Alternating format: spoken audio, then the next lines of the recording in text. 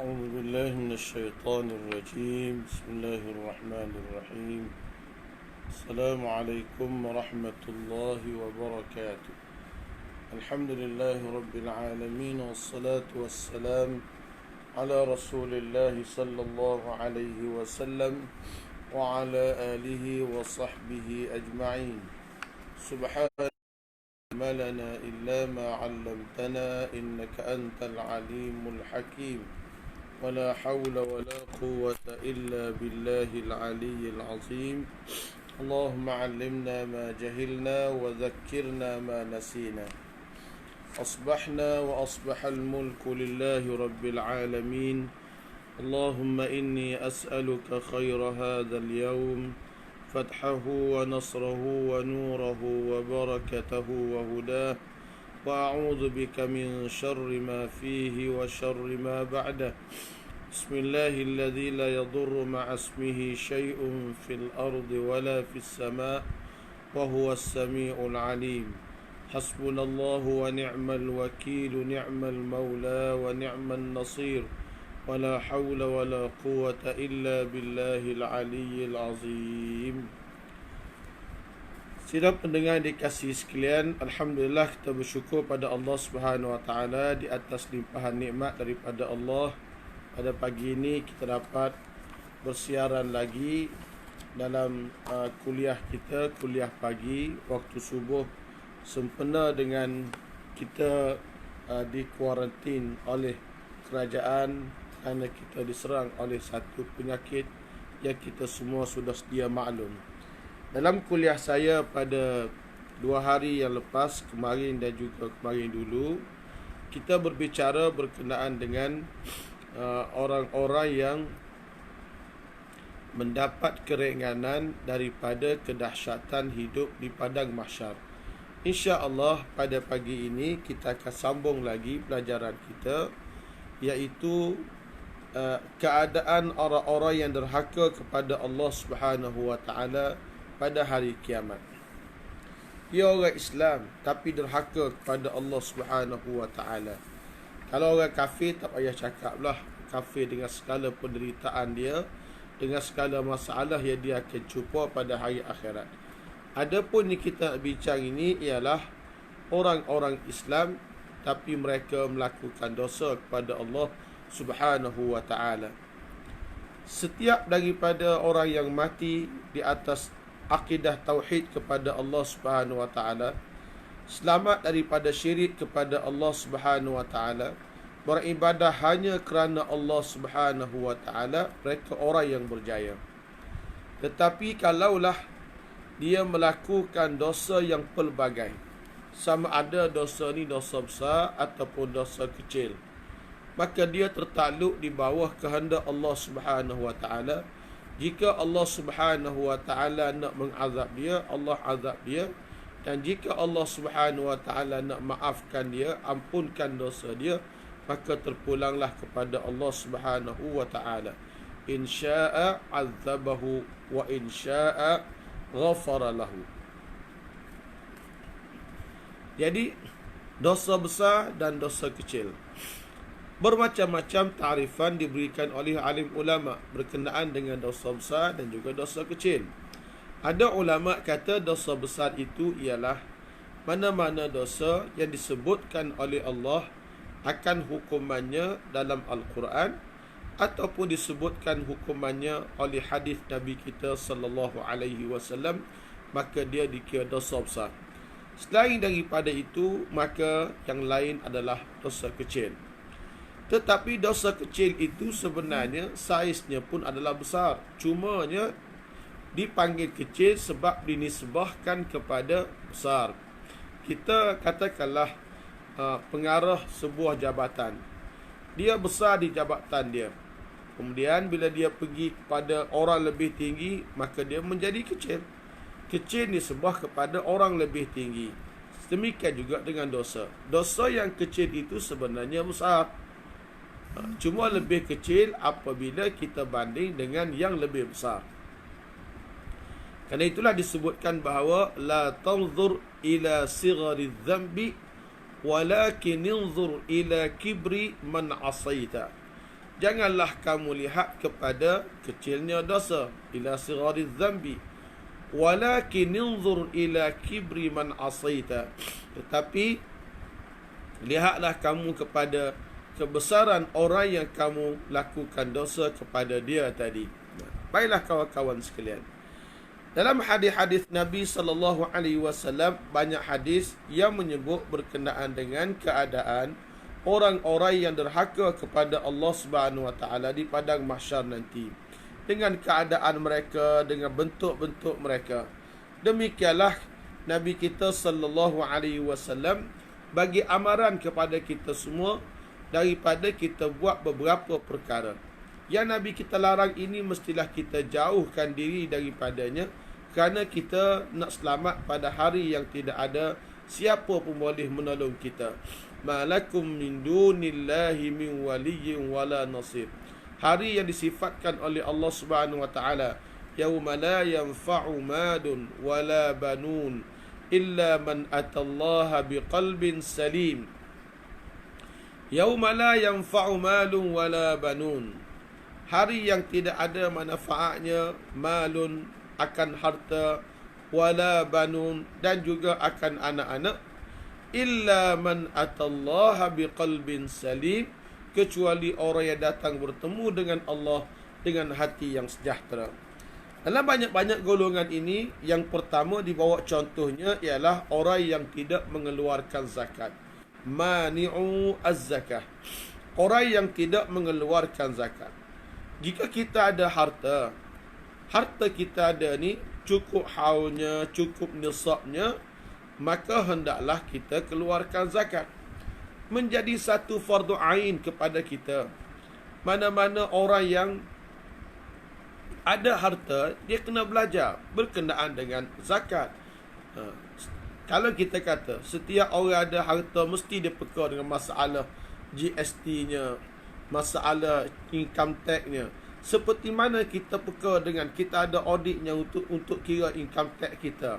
Income tax-nya, cukai pendapatannya kita kira.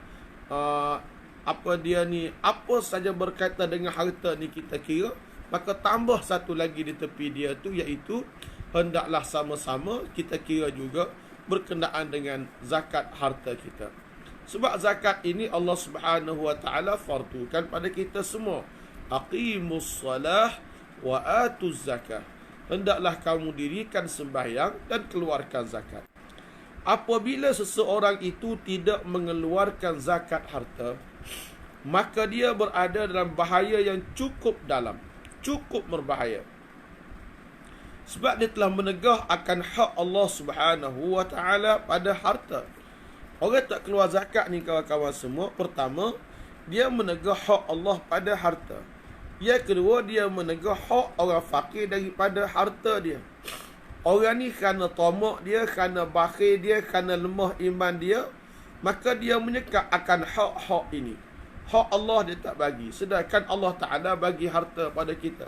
Zakat ni berapa sangat je saudara-saudari sekalian? Zakat ni 2.5%. 2.5% menyamai 1/40 daripada harta kita. Umpama kita kata kita ada duit sebanyak 40,000. Kita pun letaklah stopok ni 1,000, 1,000, 1,000, 1,000, sebanyak 40 topok. 40 tepak. 40 tepak ni 1,000, 1,000, 1,000, 1,000, 1,000, 1,000. Dari 40 tepak 1,000 kita letak ni, kita ambil kita bagi pada Allah. Dia telah bagi kepada kita harta. 39 kita ambil pada kita. Satu lagi kita bagi kepada Allah Subhanahu Wa Taala. Jadi 1/40. Kalau kita ada 40 juta, kita letak sejuta sebanyak 40 tepak. Maka setepak kita bagi pada Allah, 39 lagi kita ambil pada kita. Kalau orang tak boleh nak beri hak ini, maka betul lah dia ni seorang yang tamak, seorang yang kedekut, seorang yang lemah iman pada Allah Subhanahu Wa Taala. Jadi zakat harta ni, zakat membawa berkat. Zakat harta ni Allah Subhanahu Wa Taala namakan dia zakat. Zakat ni tujuan dia untuk an-numu, untuk menyuburkan harta kita. Ya, untuk menyuburkan akan harta kita, maka Allah Subhanahu Wa Taala suruh kita keluarkan zakat. Zakat baik, sedekah baik. Ini untuk menyuburkan akan harta kita semua. Allah Subhanahu Wa Taala berfirman. Nabi kita sallallahu alaihi wasallam bersabda, Nabi kata, "Man atahu Allahu malan falam yuaddi zakatahu مثل ماله يوم القيامة شجاعا أقرأ له زبيبتان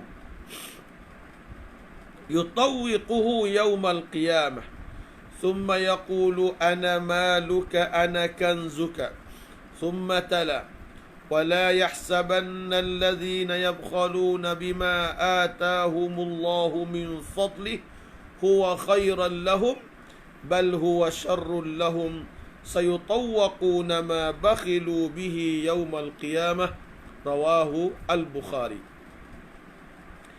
Nabi bersabda, Nabi kata, man atahu Allahu malan, siapa dikurniakan oleh Allah Ta'ala akan harta. Mana-mana orang hak Tuhan hawi kepada dia harta. Kita semua ni Allah Ta'ala hawi kita harta, alhamdulillah. Tapi falam yuaddi zakatah, dia tak keluarkan zakat dia, apa akan jadi? Allah bagi harta, dia tak keluarkan zakat dia. Musila maluhu yawmal qiyamati syuja'an aqra. Allah Subhanahu Wa Ta'ala akan ambil harta dia tu hawak jadi ular. Allah Ta'ala ambil harta dia hak banyak tu hawak jadi ular. Ular ni pula kepala dia botak. Kata ulama, botak ni kerana apa? Botak ni kerana bisa yang ada di kepala ular itu tidak bisa menumbuhkan kulitnya.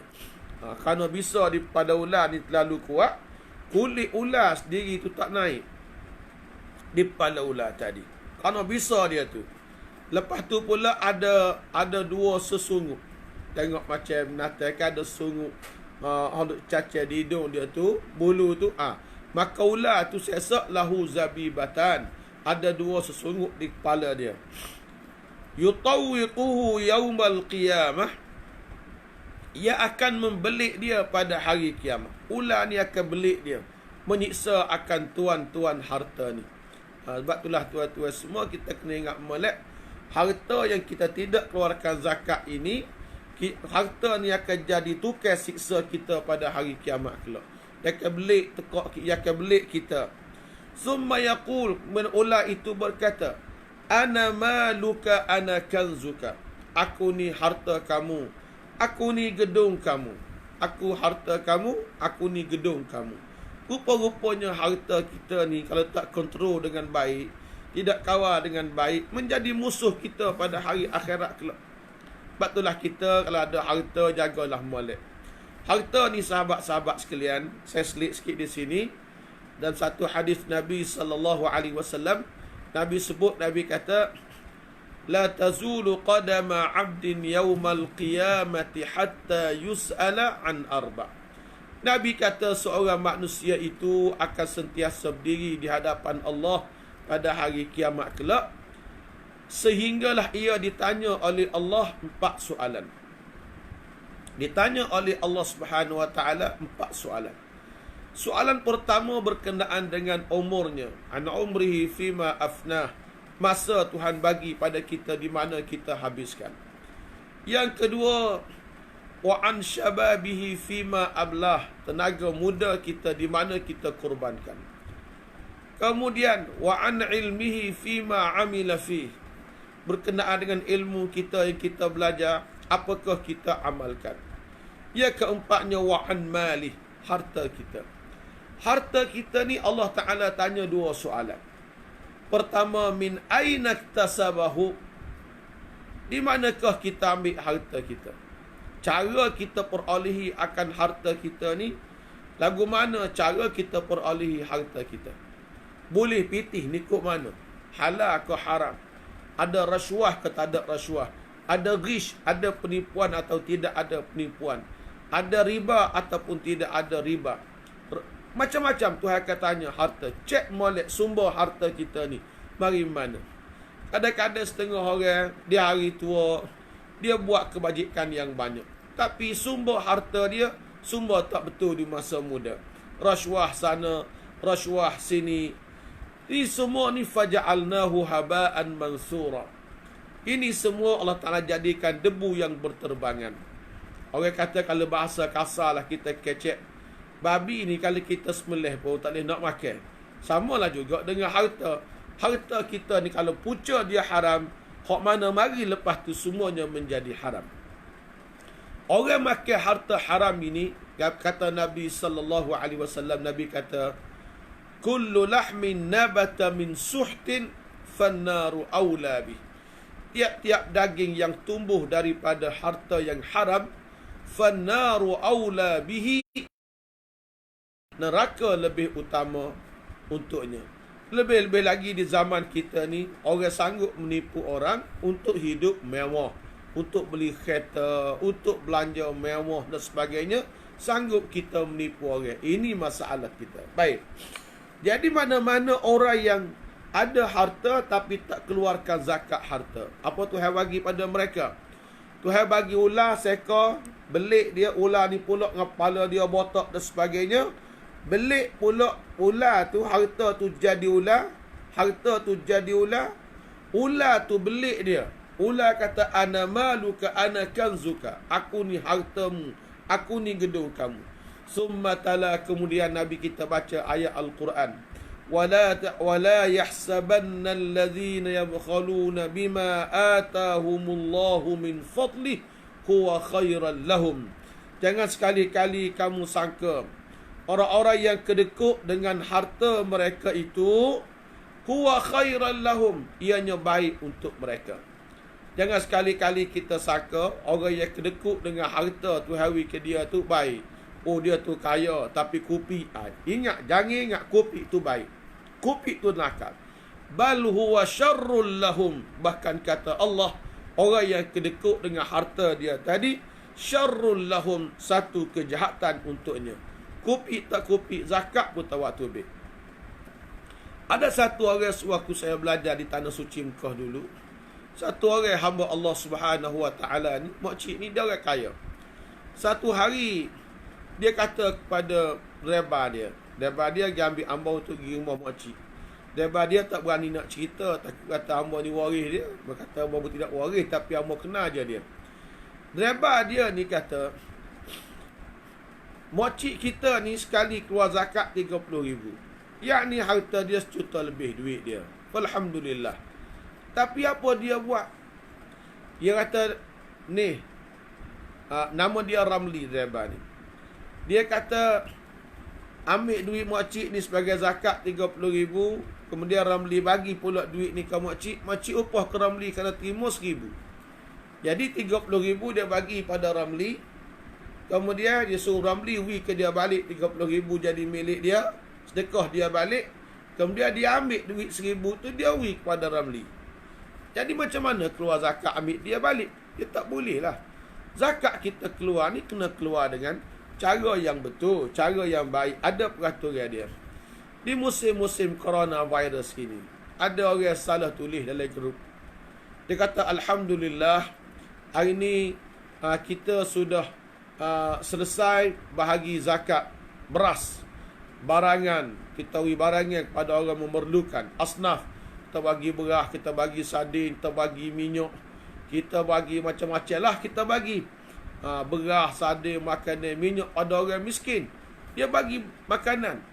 Sedangkan zakat duit. Zakat duit ni kita kena faham lah. Kena keluarkan duit kepada orang. Ada setengah orang dia keluarkan zakat pada pembangunan. Itu tidak boleh. Zakat ni untuk orang, bukannya untuk bangunan. Sama juga dengan barangan. Kita keluarkan zakat duit dengan duit, bukannya keluarkan zakat duit dengan membeli barangan. Kena bayar balik zakat dia tu. Baik. Orang ada harta, dia kedekut tak keluarkan zakat ini, kata Allah, sayutawwaquna ma bakhilu bihi yaumal qiyamah.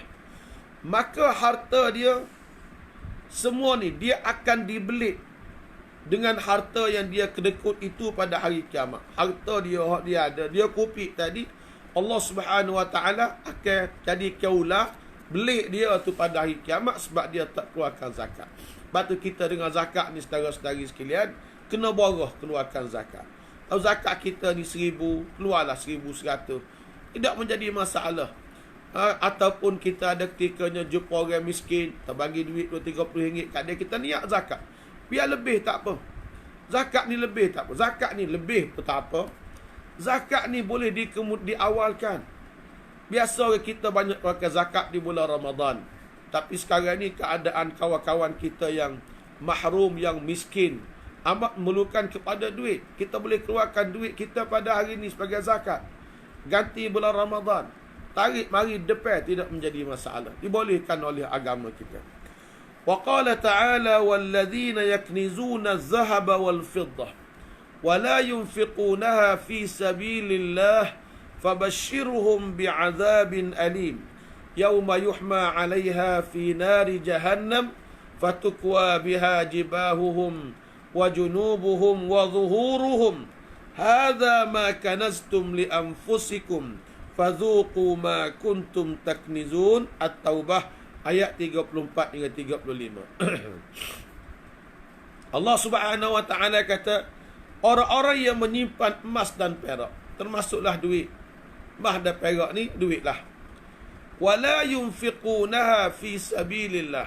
Sipai emas, sipai perak, hak kelas dia juga sipai duit. Dan mereka tidak keluarkan zakat hartanya. Ada emas, ada perak, ada duit, tak keluarkan zakat harta. Apa kata Allah Subhanahu Wa Taala? Fabashshirhum bi'adzabin alim. Maka Allah Ta'ala kata, khabar gembiralah pada mereka. Berilah khabar gembira kepada mereka itu dengan azab yang pedih. Hei orang yang ada harta banyak, ada emas banyak, ada perak banyak, ada pitih banyak, tapi mutawak tu ambil zakat kamu itu, gembiralah kamu sekalian, kata Allah. Pada hari akhirat kelak aku berikan pada kamu azab yang pedih. Allah Ta'ala nak win napasira dalam bahasa Kelantan. Win napasira ke dia, duduk dalam neraka Allah.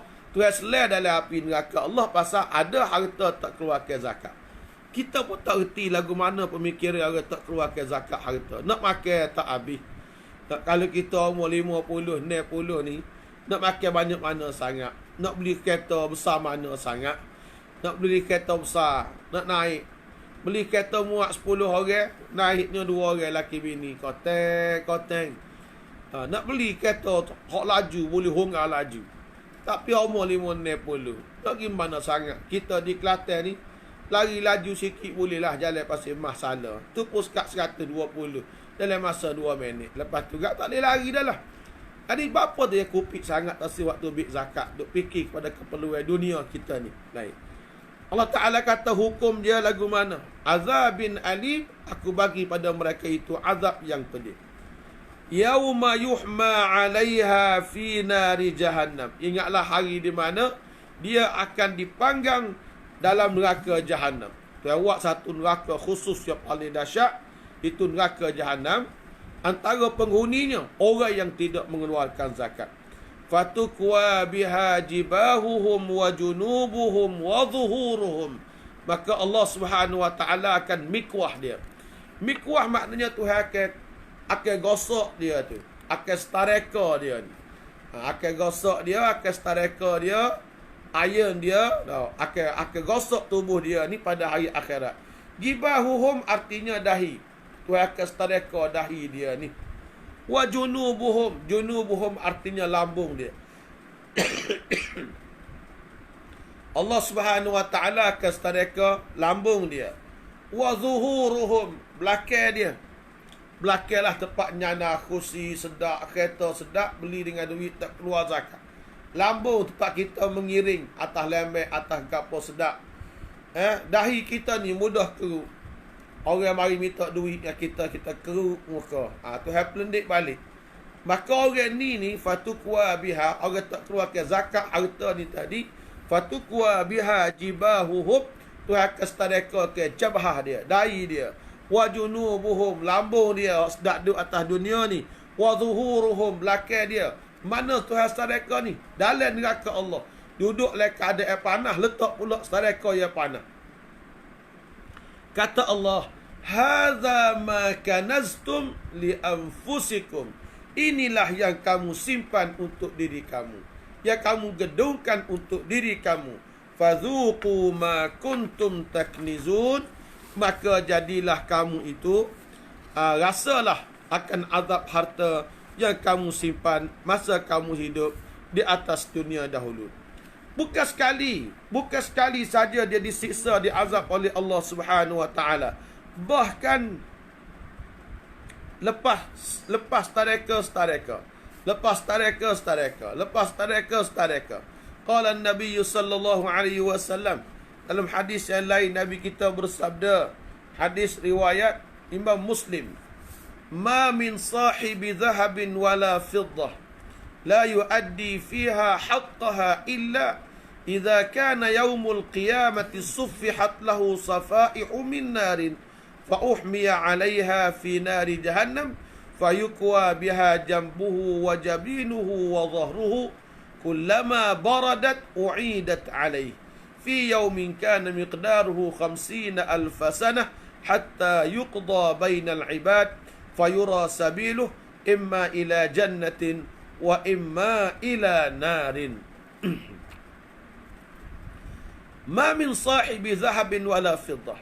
Mana-mana tuan punya emas dan juga perak, yakni orang ada piti, la yuaddi fiha haqqaha, dia tidak tunaikan zakat harta dia, kecuali pada hari akhirat kelak. Kata Nabi sallallahu alaihi wasallam bahawa hartanya daripada emas, daripada perak tadi, Allah jadikan alat untuk memanas dia, alat untuk memanaskan dia, lalu dipanggang ia dalam neraka jahanam, digosok akal dahi dia, digosok akal belakang lambung dia, digosok akal belakang dia. Setiap kali sejuk, u'idat alaih, maka dia akan dikembalikan. Buat pula. Fi yaumin kana miqdaruhu 50,000 sanah, pada hari yang qadarnya 50,000 tahun, sehingga dihukumkan segala hamba itu. Maka diperlihatkanlah jalannya, sama ada menuju ke syurga atau ke neraka Allah Subhanahu Wa Taala. InsyaAllah itu golongan yang pertama, keadaannya pada hari akhirat. Yang kedua disebutkan juga golongan al-mutakabbirun. Al-mutakabbirun maknanya orang-orang yang ego, orang yang besar diri. Orang yang ego, orang besar diri, kata orang Kelantan, orang yang agah. Kita nak tahu agah tak agah ni. Agah ni satu penyakit. Orang sombong, orang agah ni kawan-kawan semua, satu penyakit. Da'un wabilun. Orang ego ni satu penyakit. Orang ego tidak dikasihi oleh Allah. Orang ego tidak akan diangkat darjatnya oleh Allah. Bahkan Allah Subhanahu Wa Taala tidak bagi masuk syurga mana-mana orang yang ada dalam hatinya sebesar zarah daripada sifat takabur. Golongan yang kedua yang diperlihatkan siksanya oleh Allah ialah orang yang ego. Nak tahu kita ni agah ke tak? Kita ni ego ke tak? Mudah je kawan-kawan sekalian. Ulama-ulama kata nak tahu ego agah ni mudah je. Al-Imam Nawawi rahimahullah dalam kitabnya Riyadhus Salihin, dia sebut dhabit ataupun penanda aras untuk orang yang ego ini. Kata Al-Imam Nawawi rahimahullah, dia kata orang yang ego ini sifat dia begini. Kalau kita tengok kepada seseorang, kita rasa kita lebih hebat daripada orang itu, kita rasa kita lebih daripada orang itu, maka itu tandanya kita orang yang ego. Kalau kita tengok kepada orang, kita rasa kita lebih pada dia, kita hebat pada dia, maka itu tandanya kita orang ego. Kalau kita lihat kepada seseorang, kita rasa dia lebih hebat daripada kita, kita kurang daripada dia, maka kita ini orang yang tawadhu. Kalau kita, saya ulang, Kalau kita tengok orang kita rasa kita hebat lebih daripada dia, maka kita orang yang ego. Kalau kita tengok orang kita rasa orang itu lebih hebat daripada kita, itu maknanya kita merendah diri. Dia sahabat-sahabat sekalian, setiap daripada kita ni Allah Ta'ala buat lebihnya, kurangnya. A ada lebihnya, ada kurangnya. B ada kurangnya, ada lebihnya. Katakanlah contoh yang mudah. Orang kaya lebih dengan kaya dia, tetapi kadang-kadang kurangnya sifat sabarnya. Si miskin kurang dengan miskin dia, tetapi lebihnya sabar yang tinggi. Begitulah seterusnya. Kadang-kadang kita si kaya, isterinya seorang, gajinya ribuan, 5,000, 10,000, 20,000, 30,000. Atau setengah orang semakin besar gaji, semakin takut ke bini. Saya bini sorang saja. Ada orang, sebab amu sorang tu kerana ramai kata amu ni kahwin dua, tapi amu ni kahwin sorang. Ada orang gajinya tak banyak. Contoh dia pemandu lori. Pergi ke Johor, balik ke rumah. Pergi ke Perlis pun balik rumah. Pergi Penang pun balik rumah. Pergi KL pun balik rumah. Artinya ada 4 buah rumah. Dia kurang dari segi duit, tapi lebih dari segi lain. Jadi setiap daripada kita, ada lebihnya, ada kurangnya. A lebih di sini, kurangnya di sini. Suami isteri, ada lebihnya, ada kurangnya. Si isteri tenaga dia, tapi kerja dia kuat. Daripada masak nasi pada suami dan keluarga, boleh basuh pakaian, boleh dukung anak pagi sampai petang sampai pagi. Itu kehebatan si suami, si isteri. Si suami ni pula kuat, boleh hakak ping, boleh bawa kereta, boleh driver lori, boleh hakak tayar. Tenaga, tenaga dia kuat, tapi dia lemah, tak boleh dukung anak lama. Dan sebut sini bahawa tiap-tiap kita ni kullum minna. Kawan dengan demo ni, ada lebih kawan, ada lebih demo. Ada kurang kawan, ada kurang demo. Kalau kita sedar itulah kita, lebih kita ada, kurang kita masing-masing, kedua-duanya ada belakang. Buat apa kita nak agah dengan orang? Jadi agah ni tak disukai oleh Allah Subhanahu Wa Taala. Orang yang ego ni kawan, orang yang ego ini, orang lain akan lari daripada dia. Orang cerdik akan benci kepada orang yang ego ini. Budak kecil benci ke dia, orang tua benci ke dia. Ego agah, jalan lengok. Orang risalah tak jawab. Amba kalau mau tengok orang agah ni, mau tengok dua tempat ya. Kalau mau tengok orang agah, formula mau jumpa dalam kitabnya, dia suruh tengok dua tempat. Tahukah anda sekalian, dia mau tengok seorang manusia ni, tasawir sera dia tu besar sangat. Kita ni pun tak sera, kita ni rendah diri sangat. Tengok kedua tempat. Pertama tengok perut dia. Dalam perut mesti ada tai. Si kaya jalan bawa tai, si miskin jalan bawa tai. Bila dua-dua orang ni jalan bawa tai belakang, seduk agah sama-sama bawa tai belakang. Duit demo kawan tak sih. Kawan pula tak ada pitih, kata pitih dengan demo. Yang kedua kata ulama, orang agah ni juga kita tengok lagu mana. Kelih ke tangan kiri dia. Tiap-tiap hari mesti jamu tai. Memang kita hari-hari kita berok kita kecing. Bila berok kecing jamu tai. Pas kalau orang jalan bawa tai, tangan pula jamu tai. Nak agah buat apa? Maksud agahlah kita dengan orang. Kalau kita agah, orang lari daripada kita. Kalau kita agah, orang cerdik benci kepada kita. Kalau kita agah juga, budak kecil pun benci, orang tua benci kita. Sebab tu kita nak agah, tak boleh. Tapi ada setengah orang tu pakai pun agah. Ada mari tangga rumah saya, minta sedekah. Saya pergi ambil lah. Ambil sekuk, saya ambil gula. Saja nak teh dia. Bagi duit RM1 2, letak sekuk, letak gula. Dia pun kata kamba, sekuk amat tak sih, gula amat tak sih, piti yang mana. Minta piti nak ganti gula dengan sekuk. Walau ambil duit gula dengan sekuk, pergi kedai jual boleh. Jual separuh harga, tuan kedai rocik akan ambil dah barang tu, boleh piti. Tapi sebut tu pakai orang agak. Sebab itulah Tuhan benci kepada orang pakai orang agak. Tuhan benci dalam hadis kursi. Tuhan benci kepada orang kaya orang agak. Tapi Tuhan lebih benci kepada orang miskin orang agak. Tuhan sayang kepada orang kaya yang pemurah. Tapi Allah Ta'ala lebih sayang kepada si miskin yang pemurah. Jadi ingat molek, jangan duk agah puak-puak kita. Nabi kita SAW menerangkan pada kita semua keadaan orang yang ego, orang ada kebesaran diri ni. Nabi kita kata apa? Yuhsyarul mutakabbiruna amsal az-zarri yaumal qiyamah fi suwarir rijali yaghsyahumuz zullu min kulli makan. Dikumpulkan orang-orang yang ego itu, orang yang agah tadi, macam Pra'u, macam Qaro, macam Haman, macam apa ni. Dikumpulkan orang-orang yang ego itu, orang yang agah itu, amsal az-zarri, seperti zar. Tahukah anda apa dia zar? Az-zar artinya sigharun namli, semut yang kecil. Semut yang kecil ini la ya'ba'u bihi nas, orang tidak peduli dengan dia. Fayata'unahu bi arjulihim wa hum la yash'urun, orang pijak dia dengan kaki dia, orang tak seru apa. Semut kecil, orang tak seru apa.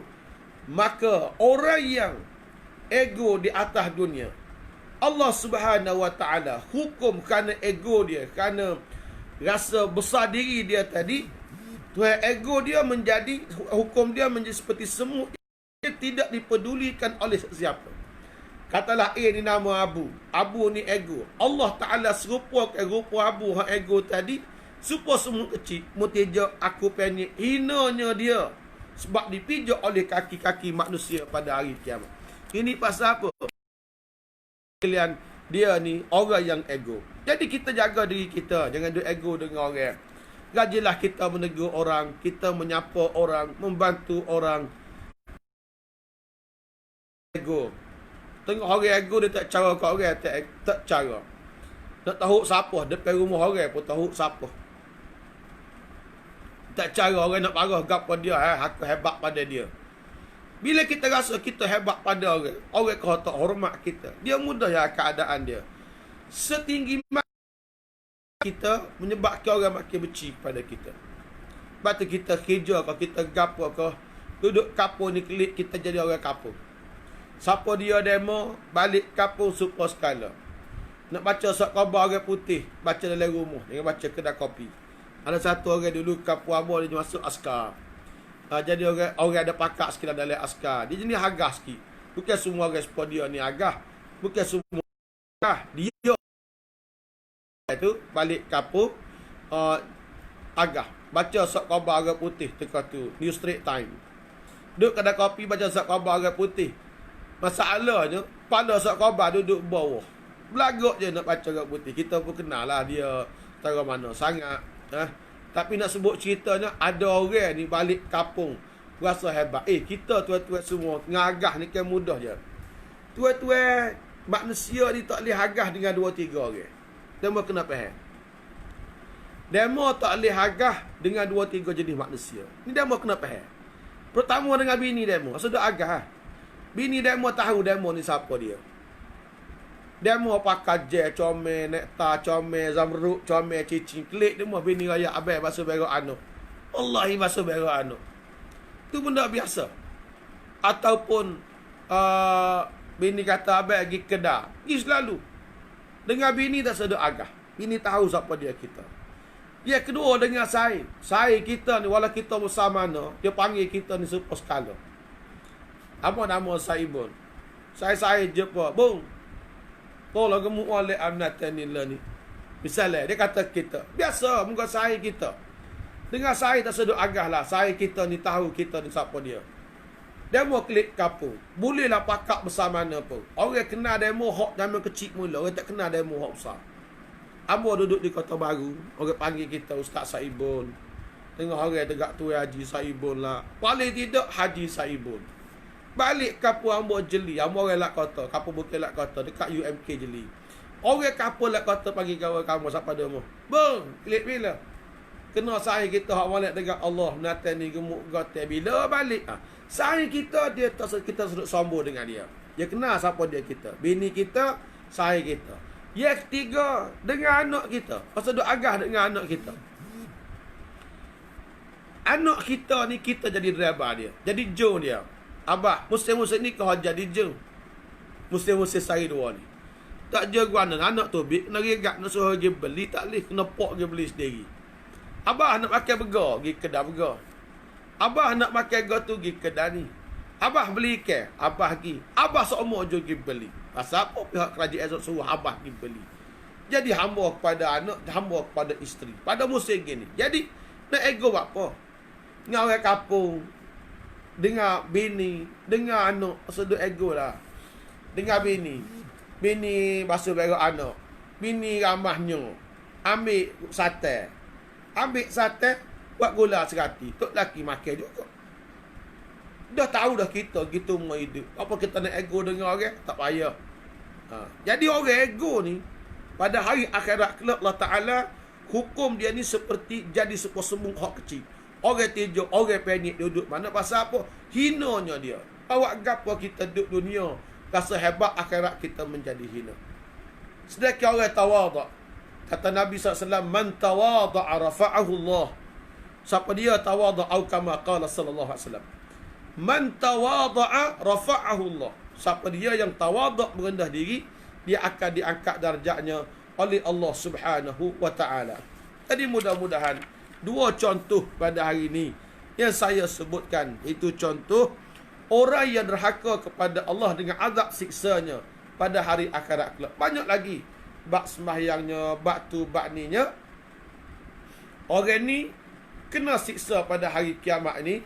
Kalau Tuhan nak ampun, walhamdulillah. Tuhan nak siksa, terpulanglah pada Allah Subhanahu wa taala. Mudah-mudahan kita boleh jaga molek hak harta kita, jaga molek akhlak kita ni, supaya tidak menjadi orang yang ego, orang yang sombong. Berdiri sama tinggi, duduk sama rendah. InsyaAllah ta'ala pada esok pagi, kita akan berbicara berkenaan dengan dosa-dosa yang kalau kita buat, Allah Subhanahu wa ta'ala tak pandai pada wajah kita. Esok, tajuk dia ialah esok tajuk dia ialah kalau kita buat dosa ni, kita pergi di akhirat, Tuhan nak tengok muka. InsyaAllah 6.45 pagi esok kita akan baca dosa-dosa ini dalam siri kuliah langsung saya sempena dengan musim coronavirus.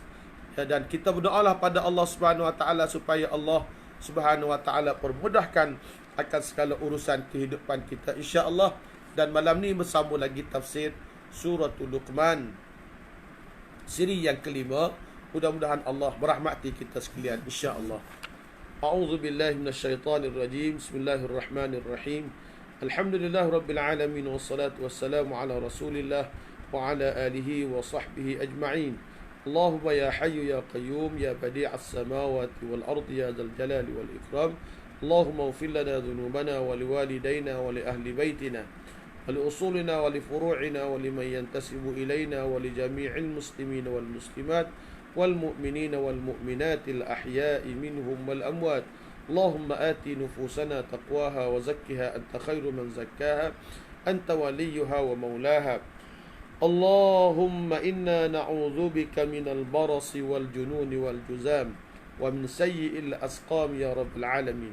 Allahumma ihfazna wa ihfaz ma ma'ana wa sallim ma ma'ana wa balligh ma ma'ana innaka ala kulli shay'in qadir. Hasbunallahu wa ni'mal wakil, ni'mal maula wa ni'man nasir, wa la hawla wa la quwwata illa billahil aliyyil azim. Rabbana atina fid dunya hasanah وفي الآخرة حسنة وقنا عذاب النار وصلى الله على نبينا محمد وعلى آله وصحبه أجمعين والحمد لله رب العالمين والسلام عليكم ورحمة الله وبركاته. Salam dari saya Ustaz Saibun bin Ismail ataupun Usbi.